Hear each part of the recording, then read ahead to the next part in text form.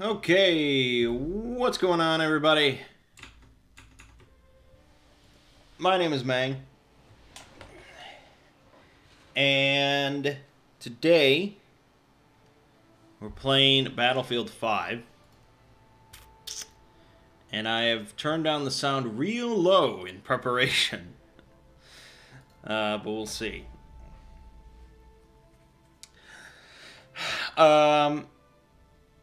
Ziggy and I actually did spend some time this week playing some Apex Legends.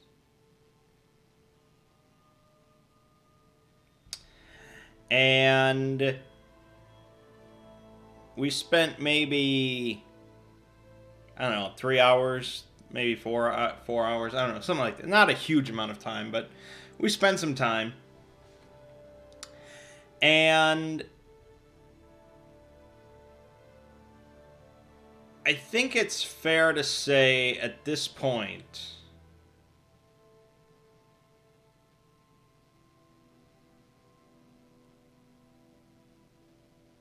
why am I getting like 25 frames per second in the lobby of Battlefield 5?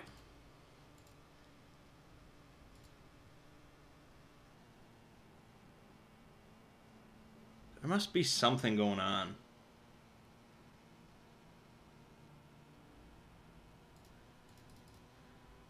Here, I'll put it on 60 hertz. Maybe that'll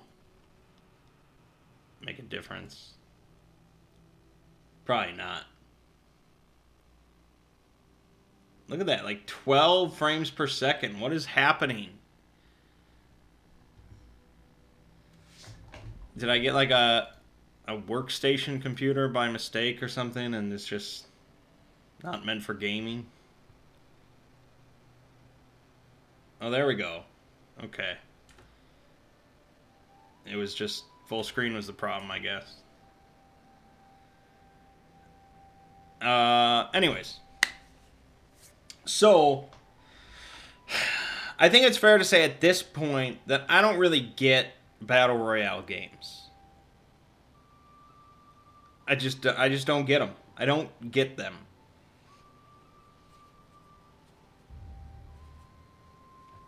What?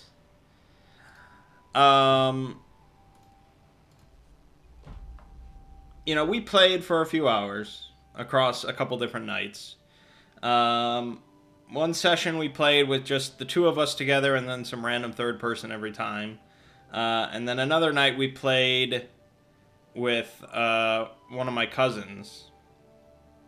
And so it was three of us all talking and things like that, and we were playing through. We didn't win any of the games, but I didn't really expect to. That's not really what I'm complaining about. Basically, what I found in my few hours of playing is that you either had two decisions when playing a match.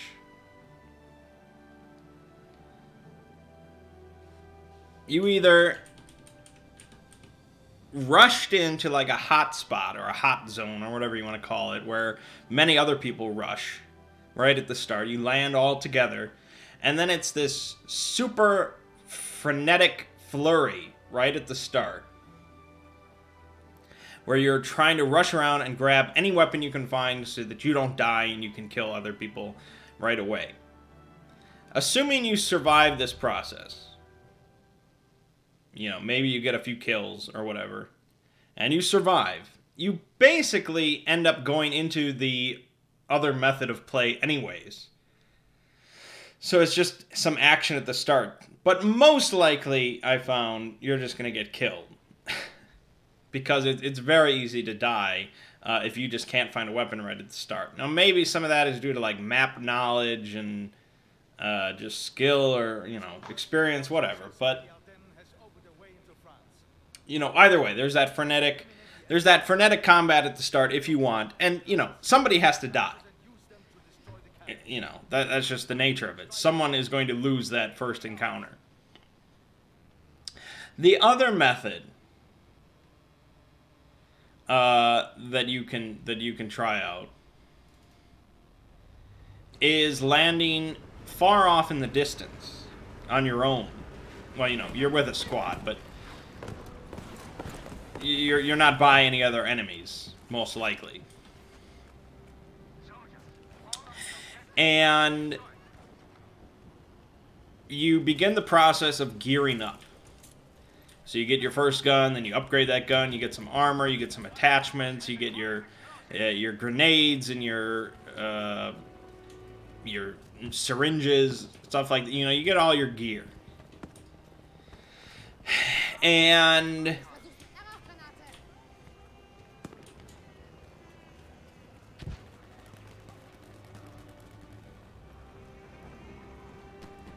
then you begin the process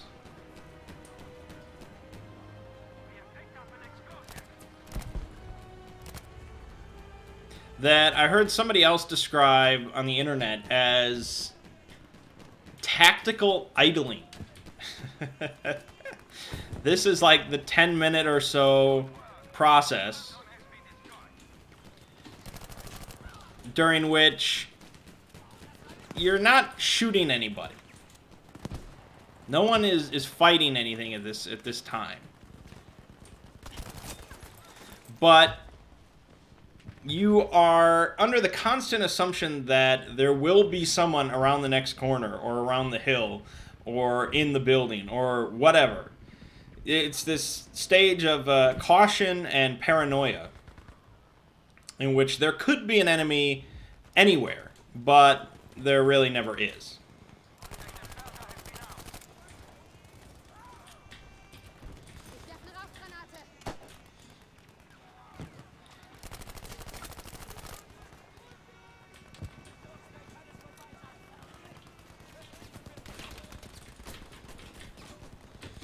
And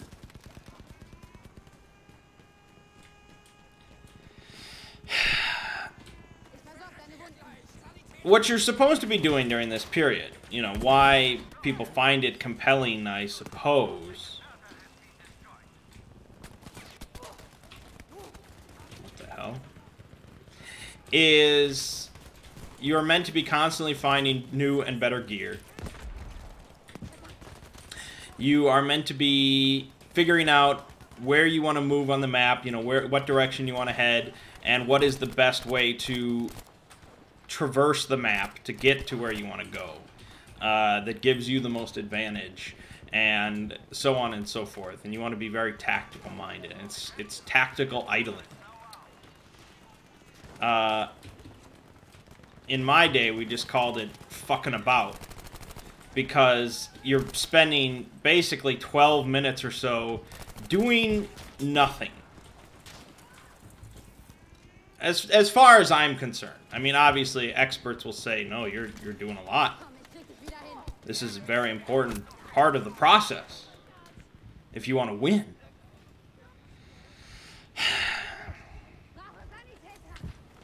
But for me, when I was playing, the exciting moments of that game were during the shootouts. You know, during the combat.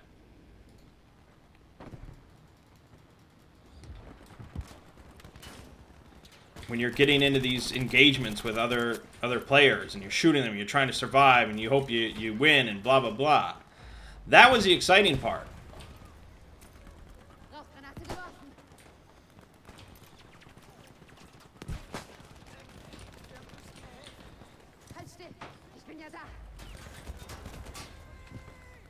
And part of this problem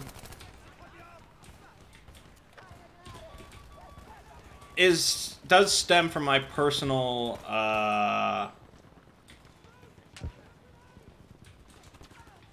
play style of first-person shooters. I tend to be very, very aggressive. Like, I tend to just rush into combat and just die and then respawn and get some more combat in and just keep going, keep going. That's what I like. I don't care if I die 30 times, as long as I get 30 kills, you know, whatever.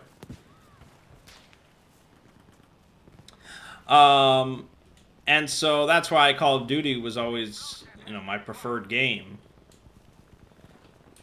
because it was all very rush, rush, rush, rush, rush. And you could just sprint around the map and just kill and die and kill and die and keep going and keep going. I never got into, like, Counter-Strike because I hated dying once and then, oh, wait a while. You're done now.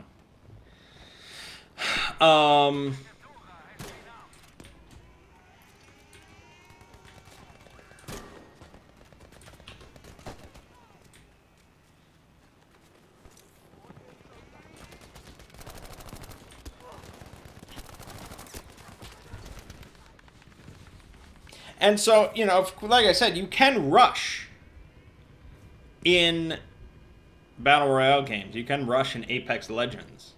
But if you die, which is pretty likely, because you don't start with a gun. I think if I started with a gun, I wouldn't be as bothered. Because then it would just be like, okay, I get like one life in a Call of Duty match real quick. And it's like, that's still not great, but it's better. But then if you die, you have to back out of the entire lobby and start up and find a new game and jump again and just do the whole thing over instead of just respawning.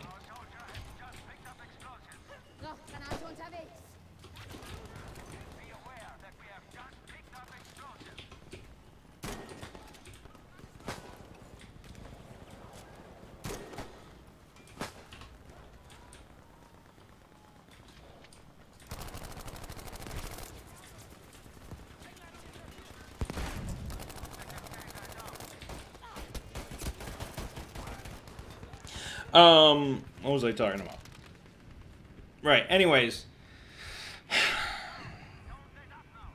What I was saying was, the things that I'm excited about are the shootouts. The actual combat.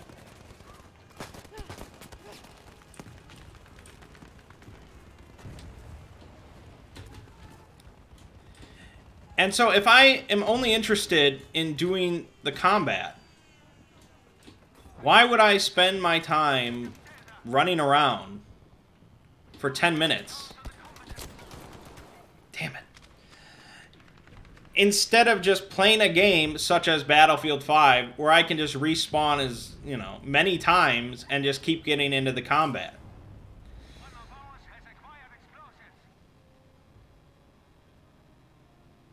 I just feel like that's the part of first-person shooters I enjoy, is the shooting. And Battle Royale games seem to emphasize not the shooting. It seems to be a game style, a genre, a subgenre, that promotes camping. It promotes being very cautious and defensive. And I, for one, just don't really care for that.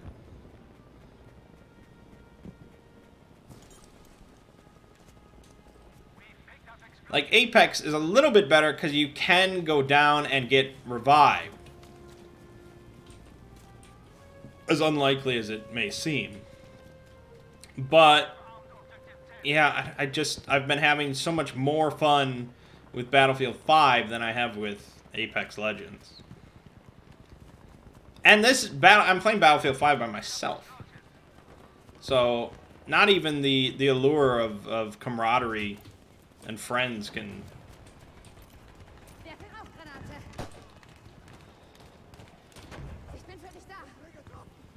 sway things.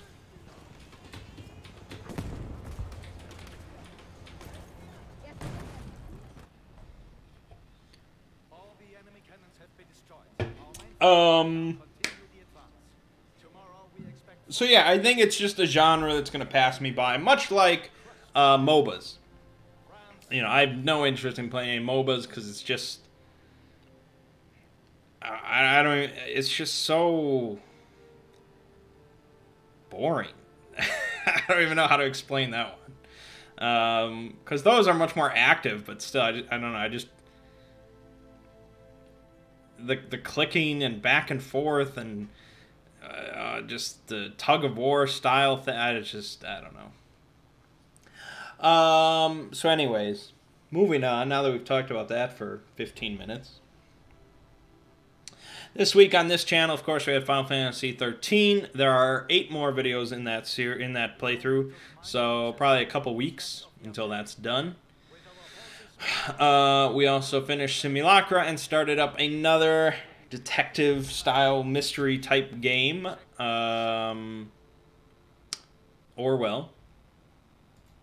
You know, I was gonna start a Warhammer game, and I was just like, I'm in the detective mood right now. You know, maybe if there was like a detective Warhammer game, then we'd be good. But you know, it was just the mood at the time.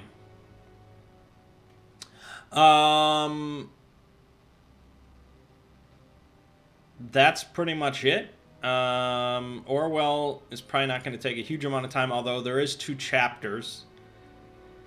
So I could do the second chapter as well. Otherwise, I can always just do a Metroid game. You know, I like to keep things current. You know, I like the system of having one sort of old school thing that isn't very modern, and then one that is a pretty modern game. And it's just there's nothing modern right now that I want to put on the channel, that I want to play. And we're just waiting on Sekiro. It's all about Sekiro, our hopes and dreams. Rest.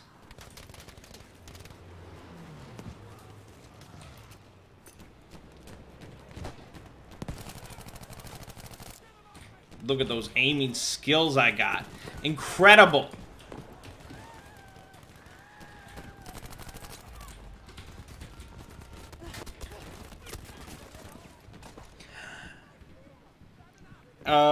So yeah, I don't think there's anything in the next few weeks that is gonna. But you know, I never know. I only track like the really big releases. So I try to keep an eye on Steam pretty much every day to see if there's any like indie thing that just pops up. It's like, whoa, this could be fun. So, you know, I never know. I never know.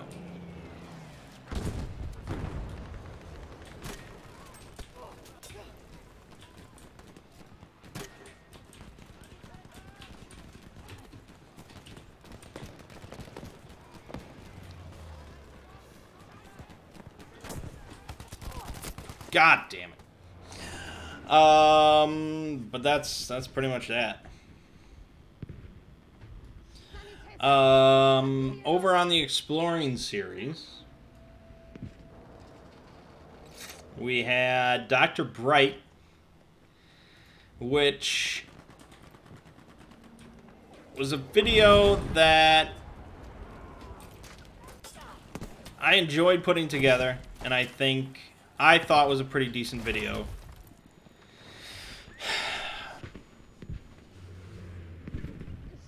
But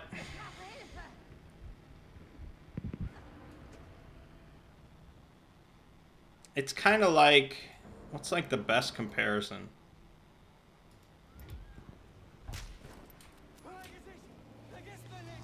What is the best comparison here?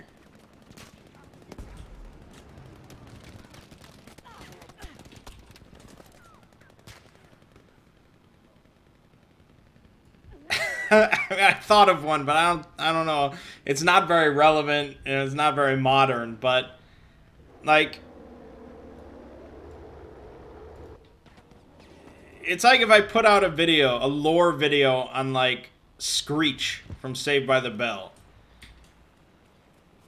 And it was like this big lore video that was very serious about his serious backstory, you know, and all his tragedy and his family and stuff like that. And made no mention of like his comedic turn on Saved by the Bell. That's basically what I did. More or less. I mean, I didn't make it up. But this is a character that is, like, pretty universally known among the modern community for just being the biggest joke in the entire SCP universe. Which is no small feat. And, you know, I put out a video that doesn't mention any joke whatsoever.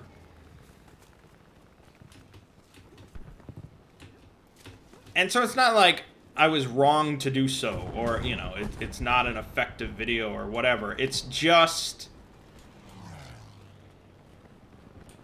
I don't know if it's an appreciated video among the modern audience.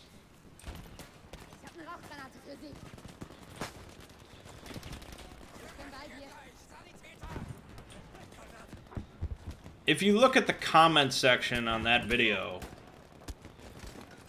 it is just filled with references to the joke Dr. Bright and like the list of things he can't do and blah blah blah blah blah.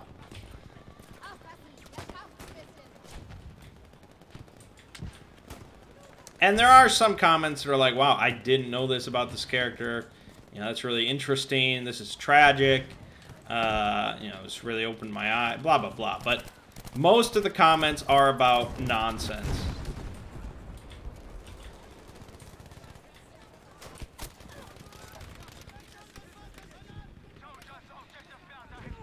At the end of the day, as long as they're watching the video, or at the very least, as long as they're watching the ads, it's the same. It is what it is.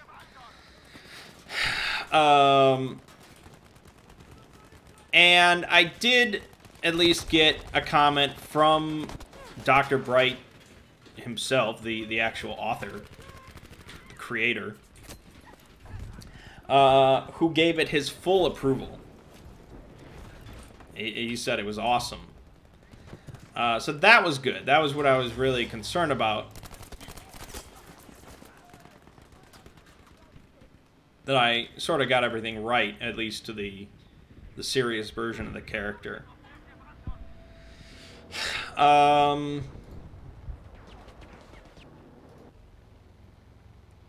it is what it is. And that I don't regret making the video. I'm glad I made the video.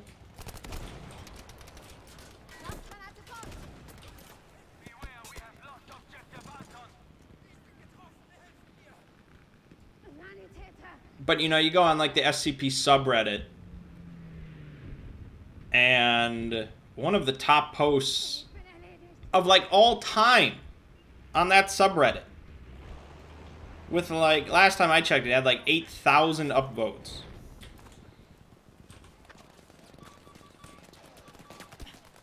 And all it was, like, a screen cap of a YouTube thumbnail for a video about the things that Dr. Bright is not allowed to do.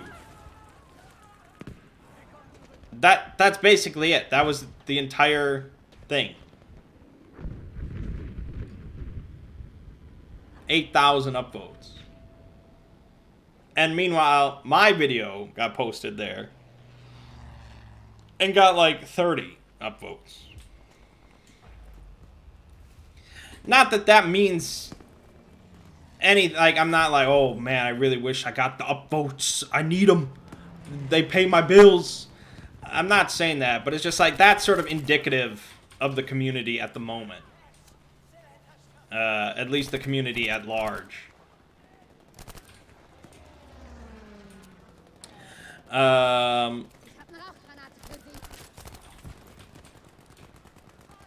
So that's like the climate. That's the word. That's the climate that I released this Dr. Bright video into. So I guess I shouldn't have expected a whole lot.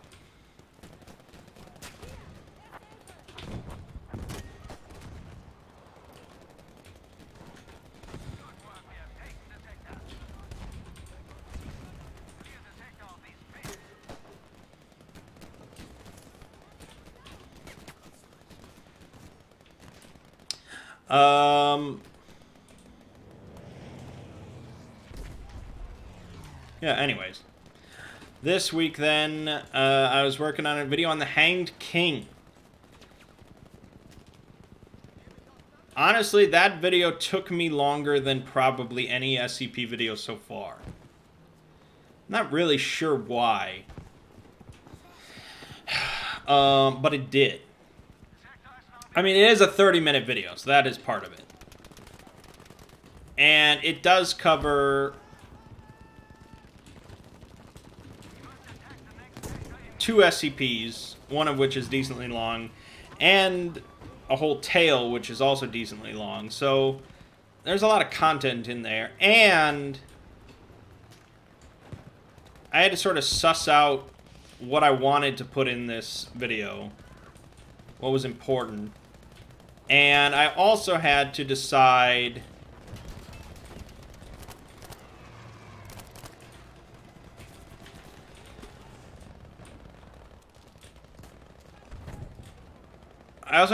like, put in stuff about the King in Yellow, because it's very much a reference to the King in Yellow. And so I decide how much of that am I going to be talking about and mentioning and things like that. So it took a long time. I think at the end, I'm pretty happy with it. It's one of those videos that is very just indicative of my channel.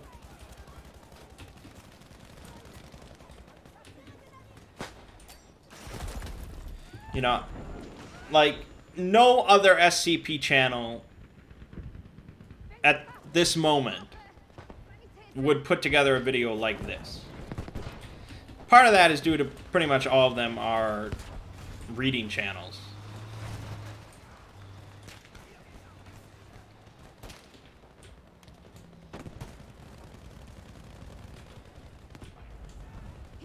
And, you know, reading channels don't like doing too much work.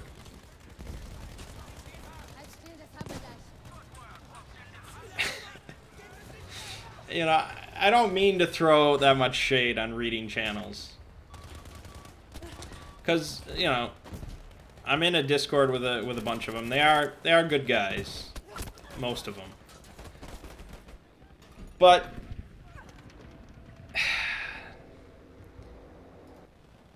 it just seems like such a low-effort thing to do. Clearly, there's a market for it.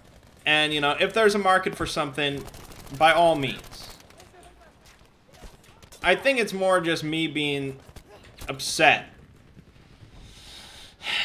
that I put in so much work, I feel, to really about the same amount of views. I mean, obviously I get more views than a lot of reading channels, but not all of them.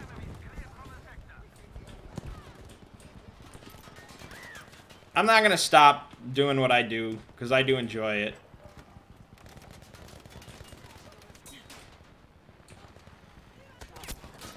Like, we're not even supposed to be taking this bridge. Well, thanks for reviving me, asshole.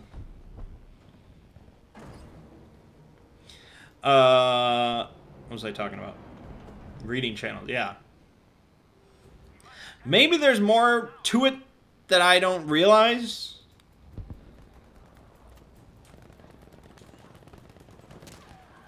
Maybe there is.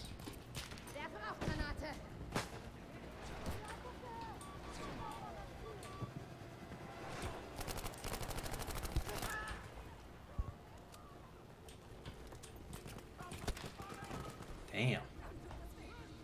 But as far as I can tell, these people aren't writing anything. In fact, as far as I can tell, these reading videos require no critical thinking whatsoever.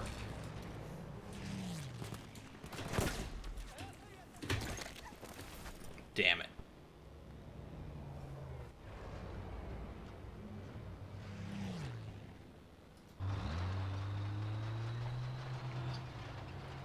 Not to mention, all of these reading channels, except for one, use like one image for the whole video.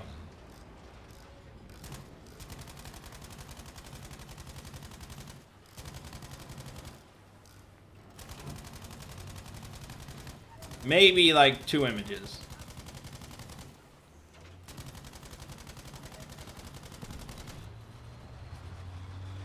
And that's like a big amount of the work that I do, is just finding all of the images that are relevant. Or seemingly relevant. Tangentially relevant. The only exception is SCP Illustrated, who I will give props. You know, they put in the work. I'm not a big fan of their illustrations. I would never use any of them in one of my videos. But they are doing something that clearly has an audience, and they're putting in the work to draw all these things. I don't know. I'm doing fine, you know. If they're doing fine, doing what they do, there's an audience. It's all good, but I wish I wasn't the only channel that was really putting in, you know, and doing all these big lore summarizations and stuff like that.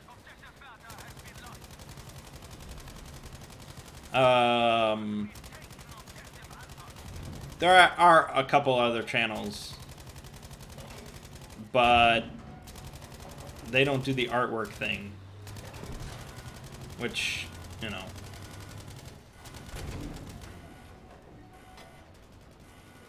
Anyways, getting off topic, I think. It's going good. Actually, there is another problem with YouTube. I've actually not been paid by YouTube for the month of January.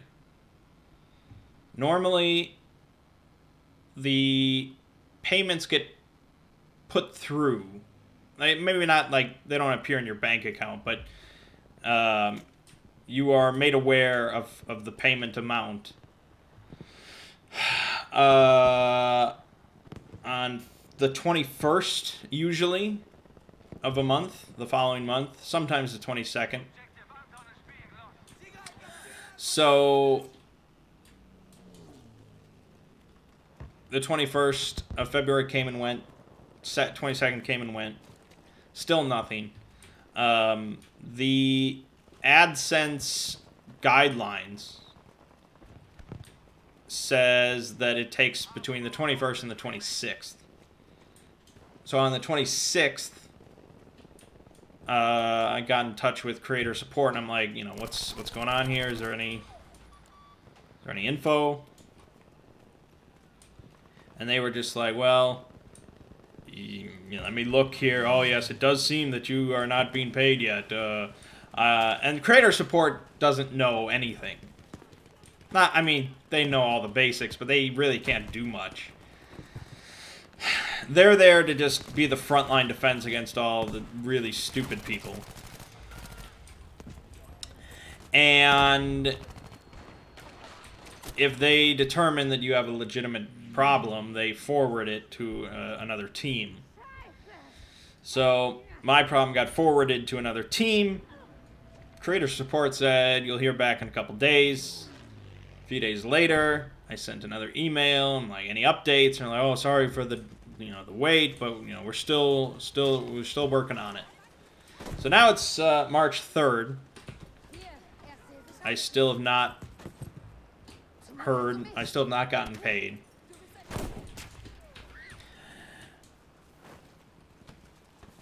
Clearly, it's a problem related to them suddenly demonetizing me. Like, something did not get properly fixed in the process. Because I also lost access to chat support, which is what happens when you're no longer a partner. And I lost access to chat support, like, a week or so ago. So I got it back pretty quickly, but something was getting mixed up.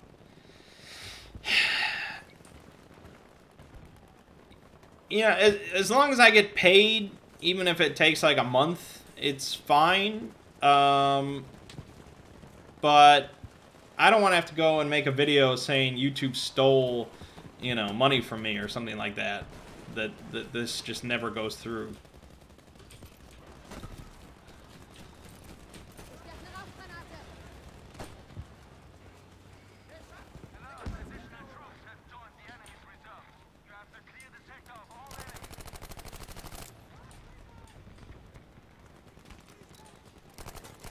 I guess we'll see.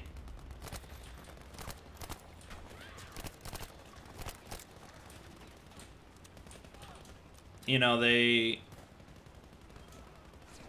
I'm not living paycheck to paycheck, which is good.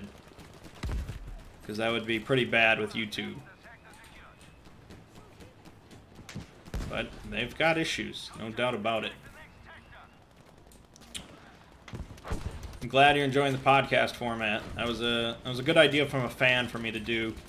That really required very little effort. And I probably never would have thought of.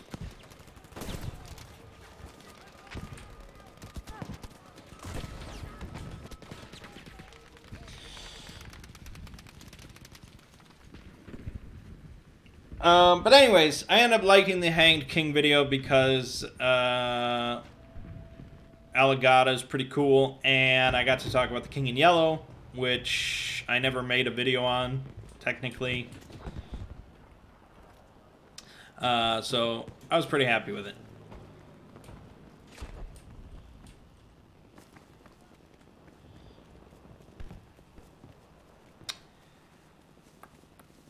I'm also working on a video on the Eldar for 40K, which is space elves.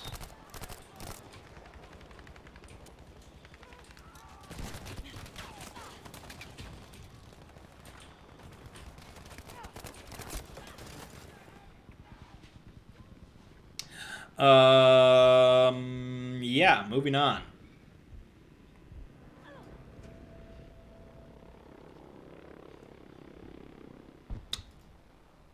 Let's talk about role manging, I suppose.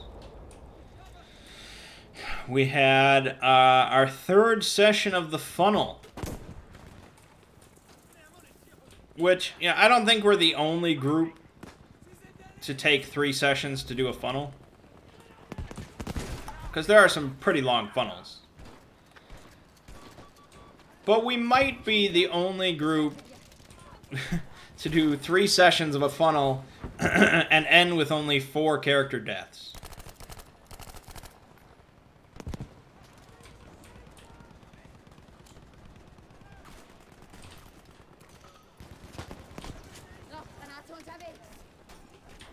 Which I think is pretty miraculous.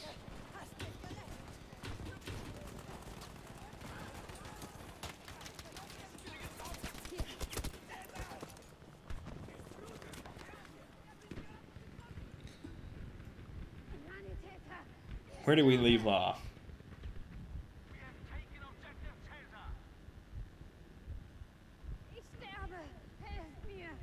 Right, okay, so we left off. I had just recruited 9 villagers to help us kill the beast, because we had these bindings created by the witch, and none of the Jarl's Thanes were going to help us, and so it was just up to us to go out there and kill the beast.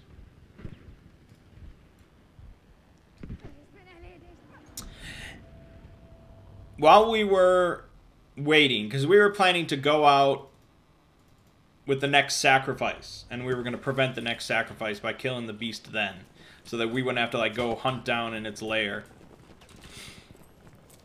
And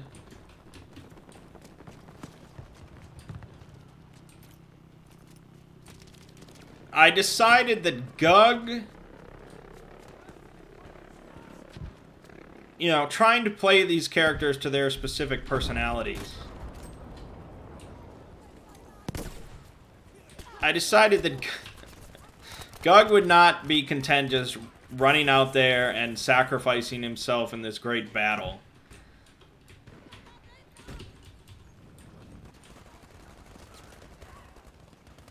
So he was going to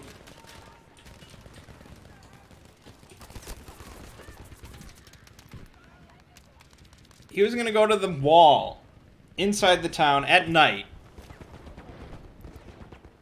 And he was going to cut a hole in the wall to let the beast into the city.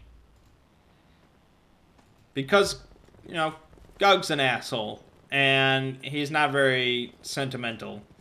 So he figured his best bet to get these people to actually care about killing the beast was if it was like rampaging inside their town. And then the Thanes are pretty likely to actually come help.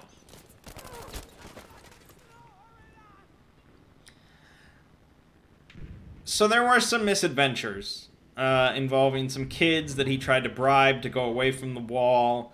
And then he tried to kill one of the kids with a hammer because she was going to tattletale on him. And he failed to kill her because he fumbled his roll. And then...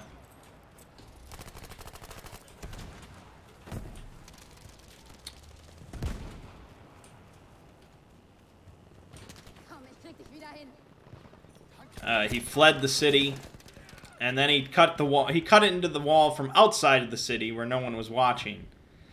So the wall did get cut, and then he camped out outside with one of Mert's characters that was also out there, and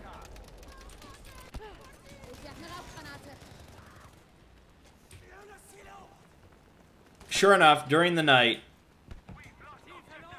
The beast did not get into the city, but a bunch of swamp jackals did. Because I had, like, killed one of the town's goats and put it at the entrance to the hole to lure, you know, animals. Predators. And...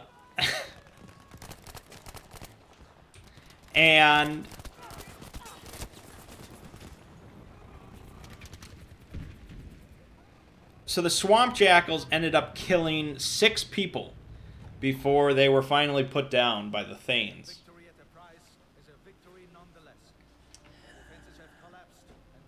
And because there had been so much trouble because of our arrival in this town, we had caused so many problems, they decided that the next sacrifice would not be one person, but would be all of us. All of us foreigners that recently arrived were going to be put to sacrifice. And the priest said that if they did that, and we were all devoured by the beast, their town would be... the beast would go away. That the problem would be done. So the town was in big favor of this because, like I said, we haven't really done anything good. We've just caused problems. And so... we couldn't really fight our way out of this problem. You know, we were peasants, they were well-armored warriors. We couldn't talk our way out of this problem. They were pretty convinced that this would solve their problems, and they didn't really like us. We didn't do a lot to, you know, build support in the town. So, they allowed us to keep all our weapons and stuff. And they allowed me to go and talk to the witch one last time before I was to be, you know, taken away. And so I went to the witch and I said, well, I'm going to be sacrificed. And she said, you know, I'm sure you'll make it through. And I said, well, you know, if I die, I can't marry you. And so she gave me a potion of some type. And she said, you know, when the time is the darkest, you can drink this, and it will give you strength, or something like that. I was like, all right, yes, I got something nice out of it that might help out, that might help me survive. And so we were taken out to the hill, and we were put on the sacrificing stones. We had all our weapons and stuff like that, our gear. And we had the magical hair that was going to bind the wolf. And that was it. It was just our group, pretty much. And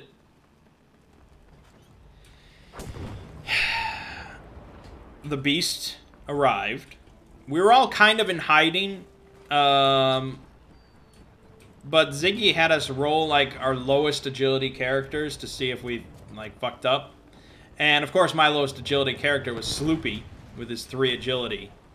So, he completely fumbled his roll.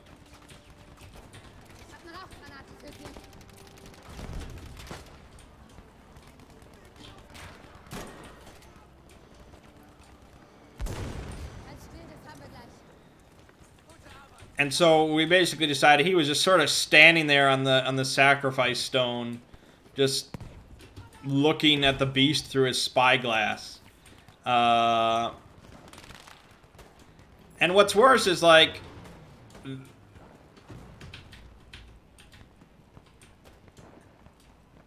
I think one of Mert's characters, like, pushed him into the beast's mouth or something like that. Like, he definitely gave up Sloopy to help save himself. So that was a pretty big betrayal.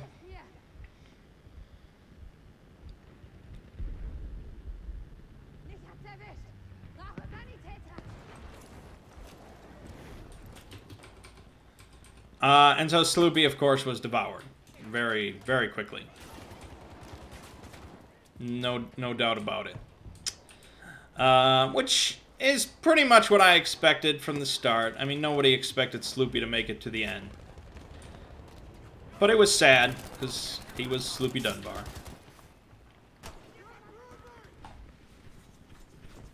But then the combat began. The actual combat began. And we got very lucky in this combat. Like, all of us went first before the beast. He must have rolled terribly. All of us went first. I started by shooting him with a short bow, and I rolled 6 damage, which was the max damage I could. So that was very nice.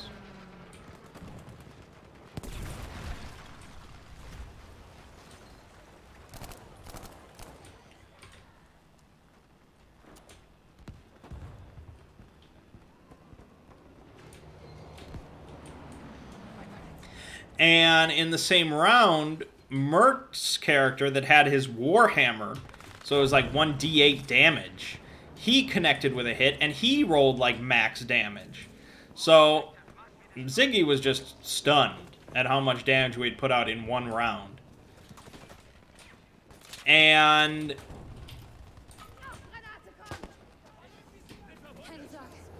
the wolf did get a turn. And he actually got 3 attacks on his turn, which is pretty good. But he actually only managed to kill, like, 1 person. One of Mert's characters, I think. And that was his round. And I think during that round, we also got the bindings on the wolf as well. So he was bound.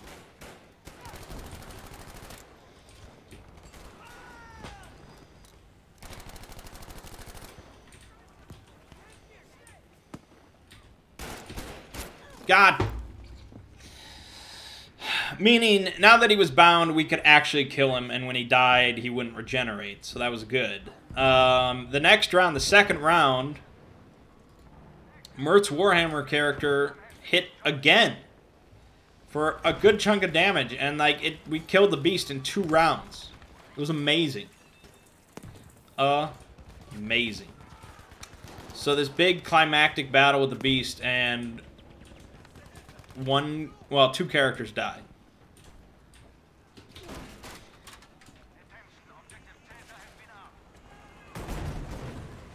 Holy shit.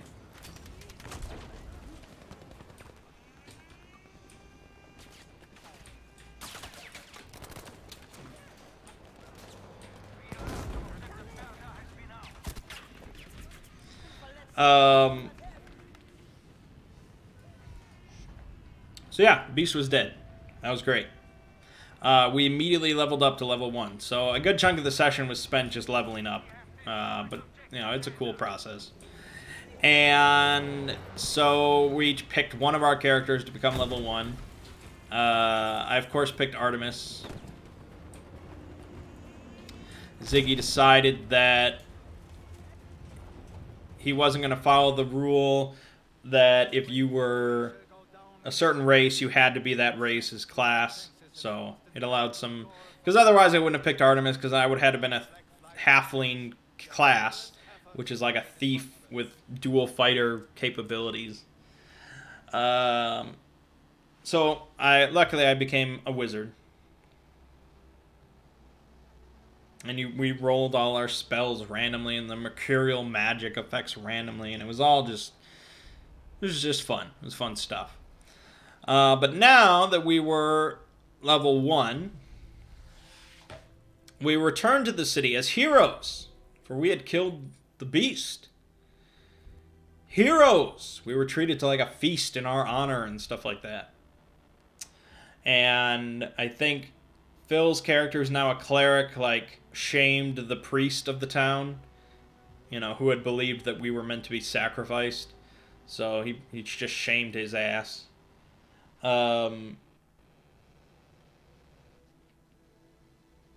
And so I mentioned to the Jarl, I'm like, okay, I held up my end of the bargain, now you have to hold up yours. So you have to help us kill the witch.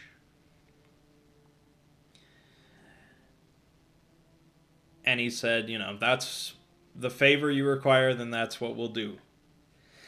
So I went to the witch's house, and the door was closed.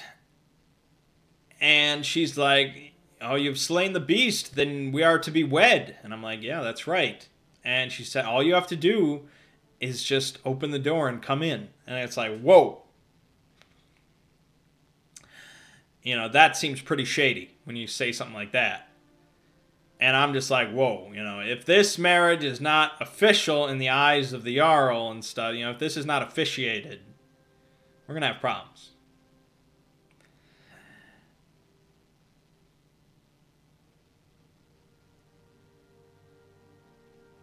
And she's just like, well, you know, just come in. And I'm like, well, can you at least open the door so I don't have to talk to the door? And she's like, okay, I can do that. Because I said something like, I don't know if it was before or after she opened the door, but I was like, look, you know, we're going to get married, but my request is that we get married in the traditions of my people. Because my people, we would always get married at midnight in the graveyard to signify that this bond between us transcends even death. Or something like that. And she's like, okay, I like the sound of that. That's fine. I'm like, yes. Because if the marriage happened in our house, which is probably what she would have intended, it would have been very difficult for us to ambush her with, you know, a bunch of thanes. Whereas in the graveyard at night in an open space, they can hide and then jump her. So that was my thinking. But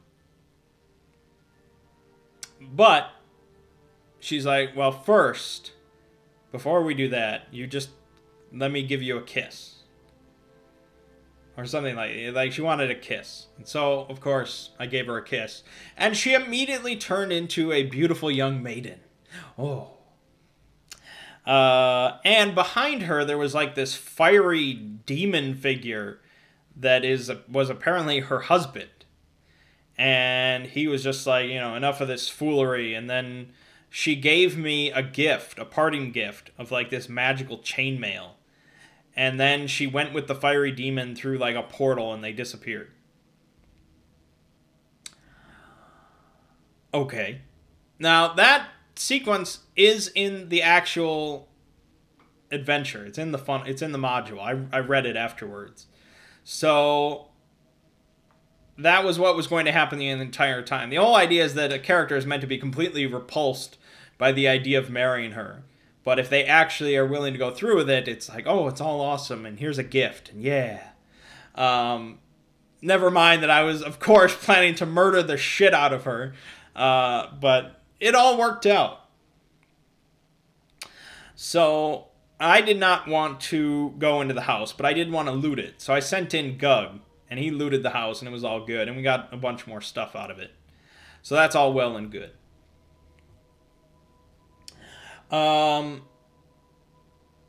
That was pretty much it.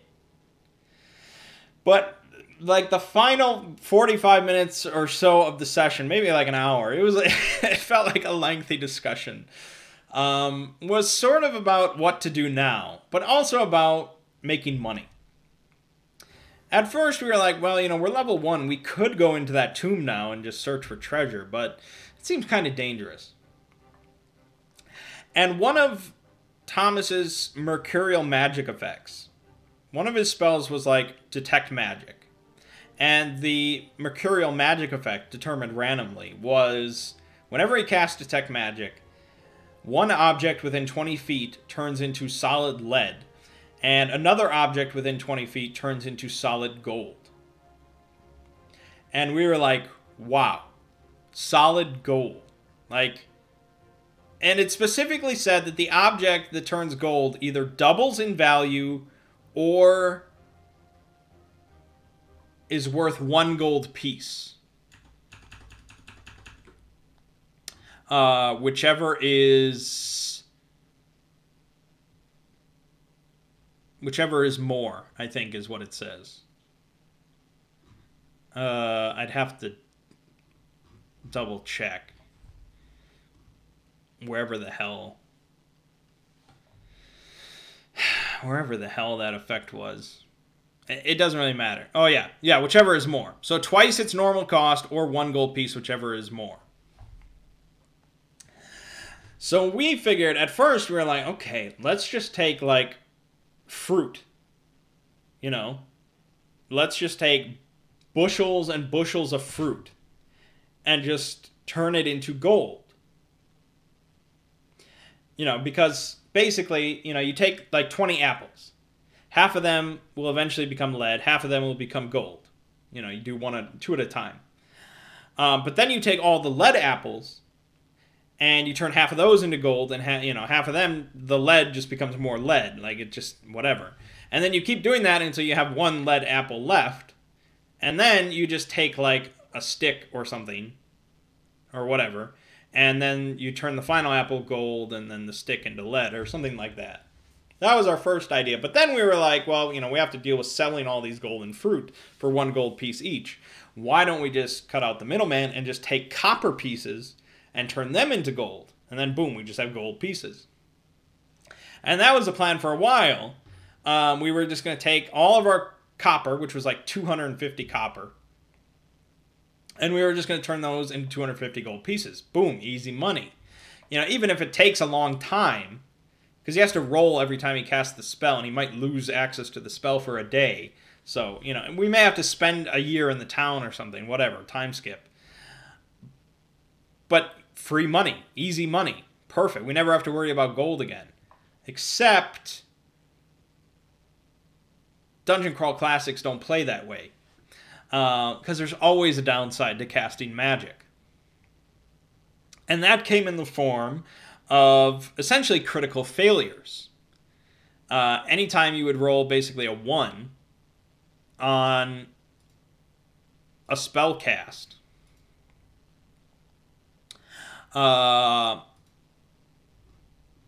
you would run the risk of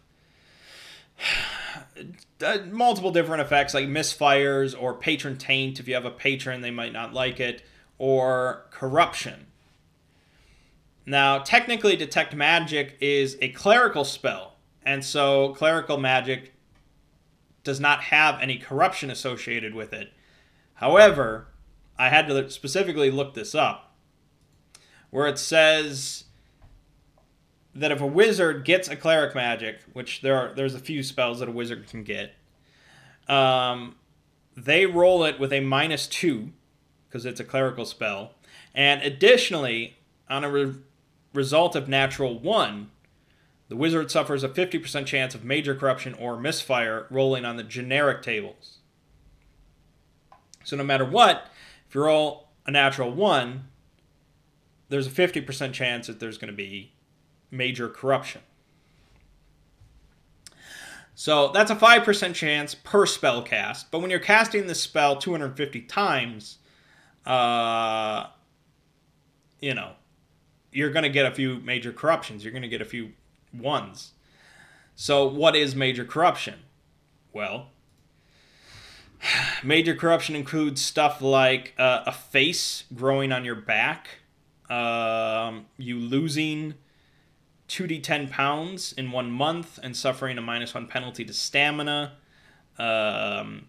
your height changing by a bunch of inches, up or down, or even worse, you might get a demonic taint, such as your fingernails elongating into claws or your feet turning into hooves.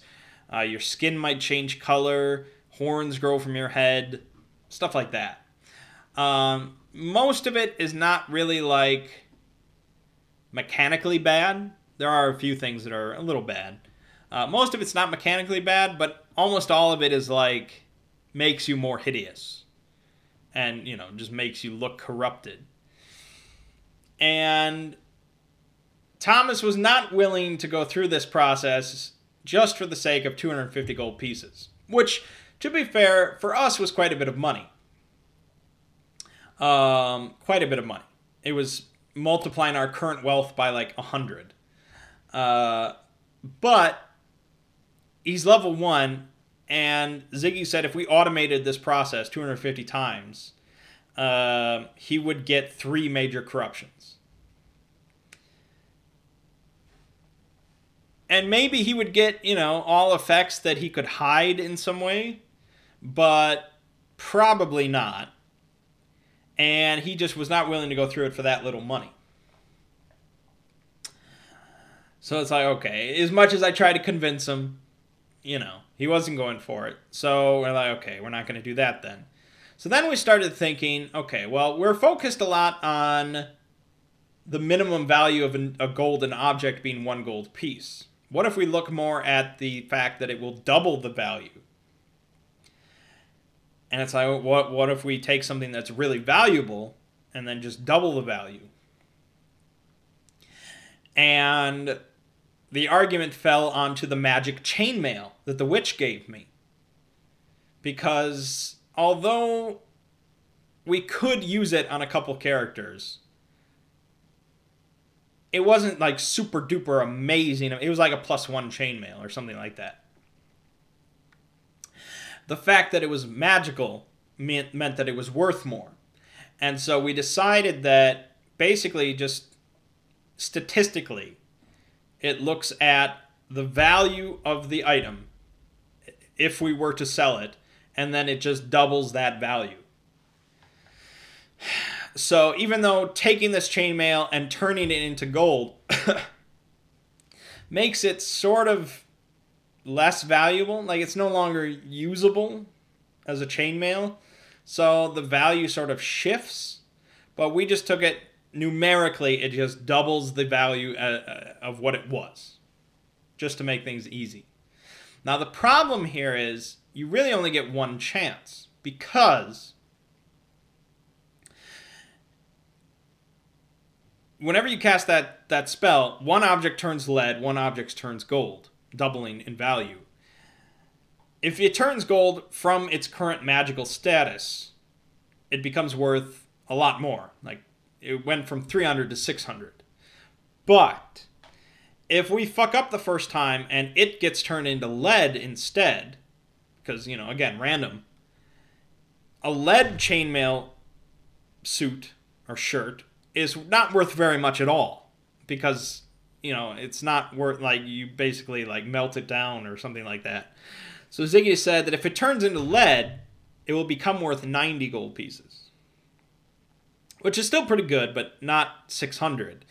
And then if we change it into gold from lead, it doubles its value and becomes worth 180 gold pieces. So that's how we decided that. So we were basically risking, we could just sell it at 300 without messing around with anything. But we were gambling between getting 600 or getting 180, depending on the process. We decided it was worth the risk, because that was a big difference. And 180 is still pretty good. We wouldn't be losing out on that much. So very fortunately, we got it the first try. It turned into gold. And we sold it to the Jarl for 600 gold pieces. Originally, he was only offering us 400. Actually, no, we didn't sell it for 600. Originally was only offering us 400, because that was like all the gold he had. But I cast Charm Person on him. And he changed his mind, and he gave us 400 gold pieces, plus like 4 horses, and like some bear pelts, and basically he emptied his vault for us. So it was pretty good. And that's where we ended. So we've got horses, we've got gold, and we're basically just going to go on to the next town and get into more trouble. That's pretty much what's going to happen. We want to avoid tombs and dungeons. Because, you know, there's only trouble. There's only trouble in those places. We're just going to die. Especially since none of us really have any combat potential. I mean, well, Mert's character is a dwarf, so he's the combat guy. But then we've got Phil as a cleric who doesn't know any, like... All his magic is like... They both know, like, detect magic and shit. Like, it's not super useful. Thomas's elf knows detect magic, read magic, and choking cloud. So at least he's got some combat spell. And all of my spells, except for sleep, have, like, no combat potential. So we want to avoid combat, and we just want to try and get rich through, I don't know, any other way we can. And so it's sort of a discussion. It's like, well, why are we playing this if we want to avoid all combat? Which, of course, is always sort of my goal, but that's contingent on all the other people being interested in doing combat. Whereas here, we're all just like, let's stay the fuck out of dungeons, all right? We're going to die. So we're going to see what trouble we can get into. I'm sure it'll be fun. We'll have a fun time no matter what. There's always things going on in a town. And, yeah, DCC is pretty fun. It was a good funnel. I have no idea what's in that dungeon that we avoided going into, but we managed to finish the funnel with only 4 deaths and without ever going into the dungeon. So, pretty good in my book. Alrighty then, that'll wrap us up. So, check out the Hanging King video coming out tomorrow. A lot of work went into that one.